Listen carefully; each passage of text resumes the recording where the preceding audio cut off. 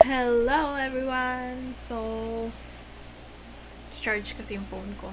Pero good afternoon, new day today, and kahapon yung hindi ako nag quiet time. Pero hindi ko dapat papalampasin yung araw na to na hindi ulit ako makapag quiet time kasi that would bring me back to that cycle I had for 2 months, and that's scary. The Lord has already brought me back, and I'm finally, in momentum. Nagkaroon na ako ng momentum, so I need to continue on putting that momentum going on. So, sorry sa malabong part ng camera ko. Pero, yeah, it's still the same. But, ayun, maaga naman ako nagising ngayon, pero kanina kasi hindi namin sure kung like, magsisimula ng 9 a.m. onwards yung work namin, pero 2 p.m. pa lang. Pero minake sure na lang din kung may gagawin ba na 9 a.m. So, wala naman. Kaya, ayun. Ginawa din namin is nag-standby na lang din kami in case na may pagawa. So, ayoko nang ganun. Parang ayoko mag-quiet time pag ganun kasi hindi naging quiet yung feeling ko kasi parang, hala, baka mamaya ano. So, ngayon, ang ginagawa ko na lang, ipapanggabi ko na lang yung quiet time ko for today kasama si Ray kasi hindi pwedeng magpatuloy. Kung mangyari man na hindi ako makapag-quiet time or nag-quiet time, dapat isang araw lang yun. Pero, syempre, as much as possible, wag ko na dapat hayaan na dumating sa ganung point. Pero, as I mentioned yesterday, guys, if you remember, yung parang, kung last week ganun ako, ngayon ganun ako, parang, wala akong ganang gumawa ng kahit ano bigla. So, parang, yun, I think nakaka-apekto din yun sa akin. Tapos, at the same time, yung OJT din, nakaka-contribute din yun sa akin. Kasi parang, alam mo yun, yung parang, nagsisimula na ba talaga? Or ganun, parang, hindi ko alam kung ano ba talagang role ko, sino supervisor ko, anong department ko. So, alam mo yun. So, kahit pinagsimula na kami kahapon, sit-in lang naman kami eh. So, alam mo yun, I want things to really start na may ginagawa para may sense of na ako doing things, something like that. Pero ayun, ngayon rin-start ko yung laptop ko kasi naglolo ko yung Discord ko, hindi nag-ikot lang siya. So, sabi ko, ano ba ang nangyayari sa akin? My goodness. Una yung laptop ko, pangalawa tong hard drive ko, pangatlo itong Discord, like, what is happening? Charge ko lang muna, guys, yung phone ko before ako mag-vlog for the rest of the day. Mabilis na lang naman to.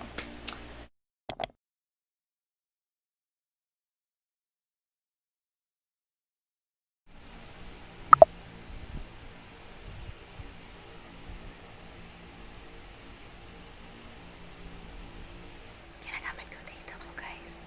Mag-Discord kasi may double ko yung Discord. Ayaw mag-connect sa wifi. Kaya see you later. Yeah, I'm so sorry, hindi ko ma-film. Pero, I'll update you guys later. Grabe,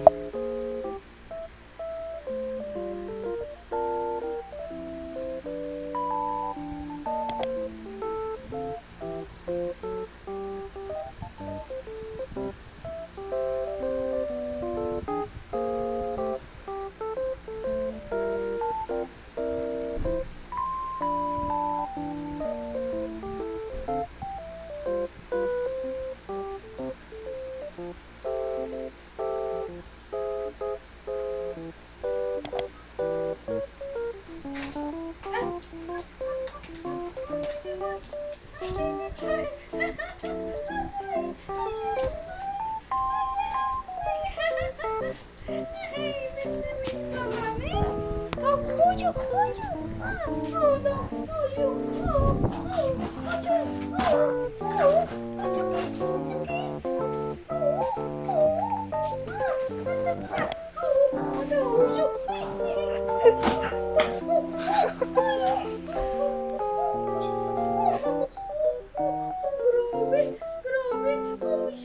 Oh,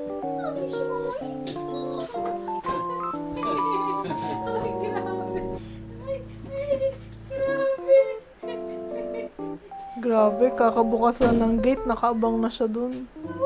Oh, nakupo na siya dun.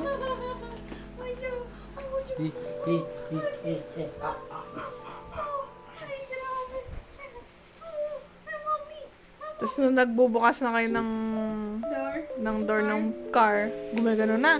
Naglalakad ka pa lang dun. Ano na siya kagad? Tapos ayun. Alam niya? Oh.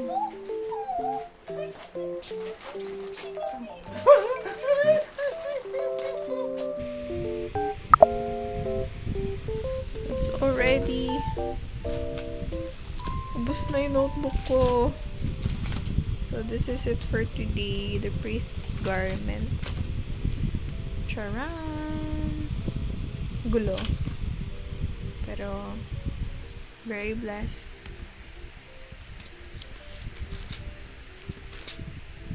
Hanggang dyan. Bukas ko anahin yung mga cross references. Ito. Ay. Yan.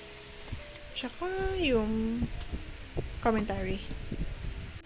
So, praise God kasi napush ko pa rin yung sarili ko na quiet time. After mag-asikaso nun sa OJT, nagtulog ako kanina afterwards.